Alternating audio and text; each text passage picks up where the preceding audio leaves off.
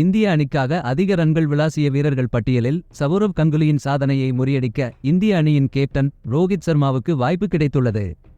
India England அணிகளுக்கு இடையிலான முதல் டெஸ்ட் போட்டி ஐதராபாத் மைதானத்தில் இன்று தொடங்குகிறது. சீனியர் வீரர்களான விராட் கோலி, புஜாரா, ரஹானே ஆகியோர் இல்லாமல் 13 ஆண்டுகளுக்கு பின் இந்திய அணி முதல் முறையாக களமிறங்க உள்ளது. இதனால் ரோஹித் சர்மா தலைமையிலான இந்திய அணி மீதான எதிர்பார்ப்பு எகிரியுள்ளது. பேஸ்பால் அணுகுமுறையுடன் களமிறங்கும் இங்கிலாந்து அணிக்கு சொந்த மண்ணில் பாரம்பரிய முறையில் டெஸ்ட் கிரிக்கெட்டை விளையாடி வரும் இந்திய அணி எப்படி சவால் அளிக்கும் என்ற ஆர்வம் சர்வதேச அளவில் நிலவி வருகிறது.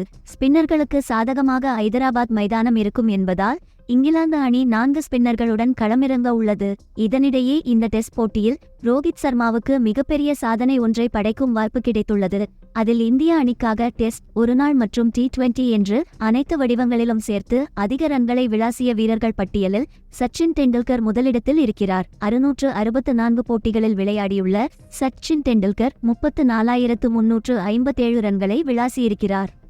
இவருக்கு பின் இரண்டாவது இடத்தில் விராட் கோலி 522 போட்டிகளில் விளையாடி 26,733 ரன்களை விளாசியிருக்கிறார். தொடர்ந்து மூன்றாவது இடத்தில் ராகுல் திராவிட் 504 போட்டிகளில் விளையாடி 24,064 ரன்களை சேர்த்துள்ளார். இவரை தொடர்ந்து முன்னாள் கேப்டன் சவுரவ் கங்குலி 18,433 ரன்களுடன் 4வது இடத்திலும், இந்திய அணி கேப்டன் ரோஹித் சர்மா 18,420 ரன்களுடன் 5வது இடத்திலும் உள்ளனர்.